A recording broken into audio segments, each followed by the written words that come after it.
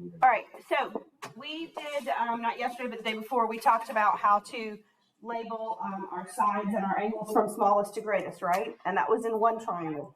So today we're going to talk about how to compare angles and sides in two triangles, all right? So we're going to start with the inequalities in two triangle theorem, or it's called the hinge theorem. And it goes like this. It says if two sides of a triangle are congruent to two sides of another triangle. Okay, that's the first part.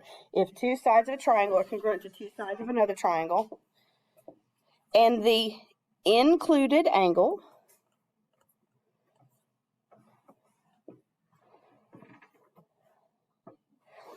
is greater than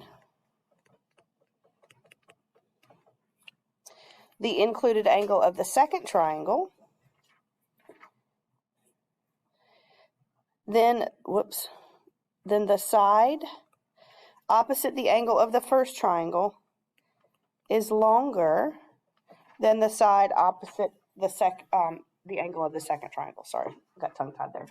So if two sides of a triangle are congruent to two sides of another triangle, and the included angle of the first triangle is greater than the included angle of the second, then the side opposite the angle of the first triangle is longer than the side opposite the angle of the second triangle.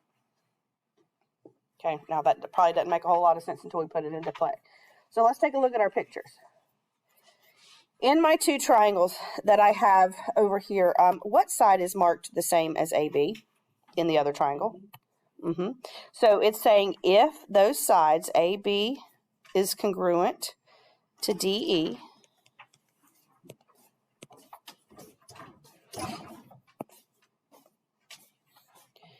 and what other pair of sides are marked congruent?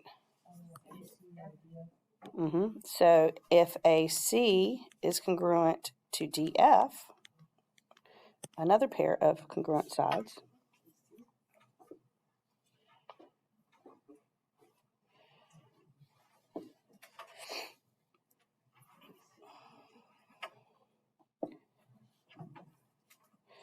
and then there's one more piece I just didn't have enough room on that line to say. So what angle is included between my highlighted sides in the triangle on the left? A, B, or C? A. And what's included in the second triangle? D. Okay. So let's say that the measure of angle A is greater than the measure of angle D. Okay, that's the rest of that first sentence, the if part.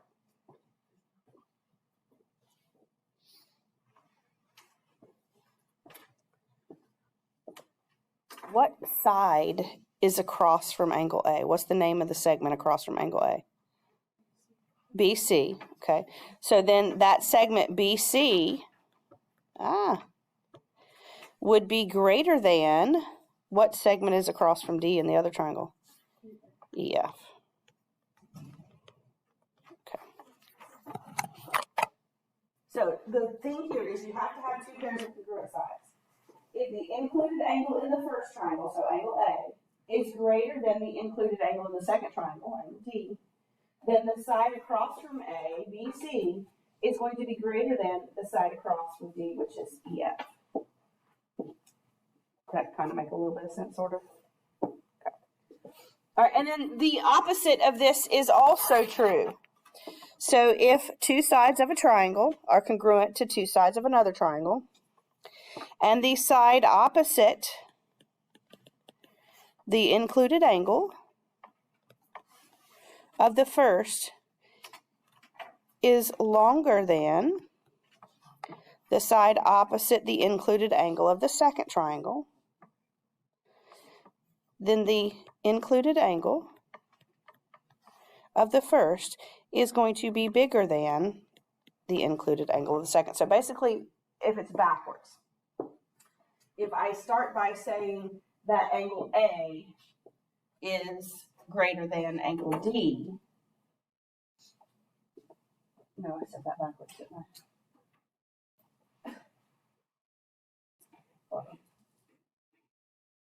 Okay, I said that backwards. So if BC is longer than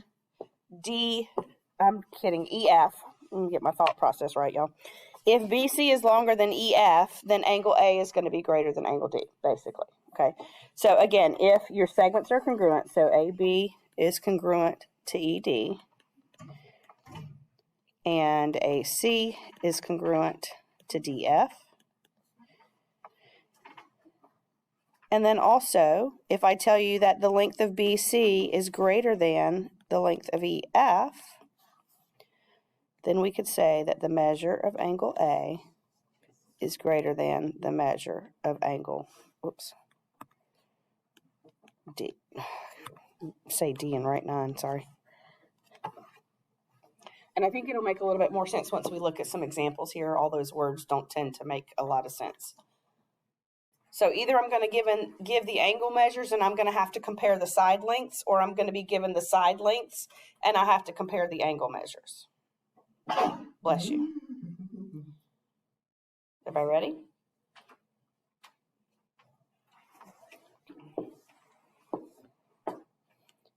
All right, so let's look at our first. It says compare the sides and angles by filling in the blank with either a less than or greater than symbol. What are the two segments we're comparing here? In number 1, KL and PM. All right, so what I want you to do is I want you to look at KL. If I'm trying to compare the side lengths, I need to look at the angles opposite those. What angle is directly across from my triangle from KL? J. And how much is J? 79. What I like to do is I like to just jot it down right under my segment. Even though it's the angle that's 79, it will help me fill in my greater than or less than once I'm finished. And what's the segment in the other triangle that we're looking at? PM. And what angle is across from that? 74. So I'm going to put 74 under there. So that's the angle across from PM. So would KL be greater than or less than PM based on the numbers that we put below? Is 79 greater than or less than 74? Greater than. So we're going to fill in the blank with a greater than.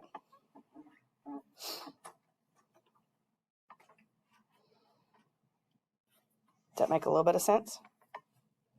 Okay, let's try angle number 2 together, and then I'll let you try 3. Or actually, we'll do 3 together as well. All right, what segment am I looking for in the first one? AD. And what angle's across from that? Which is, what's the degrees for it? 59. So I'm going to write 59 right under AD. And then I'm comparing that to BC, so I need to focus on the angle across from BC. What's the measure of the angle across from BC? 65. So, would AD be greater than or less than BC? Is 59 greater than or less than 65? Less than, right? 59 is smaller than 65? Is everybody kind of okay with that? See it in the works. If I'm comparing the side lengths, I look at the angles opposite. If I'm comparing the angles, I look at the sides across from them. So let's take a look at 3. What angle am I looking at on the first one? Angle D. And so what is this length of the segment across from angle D? 35. Okay, so I'm going to write that there. What angle am I looking at in the other one? H. And what segment is across from that? What's the length of it? 33. So, would angle D be greater than or less than angle H? Greater than, because 35 is bigger than 33. Do we kind of get the idea? Somewhat. All right, I would like for you to try number 4 by yourself.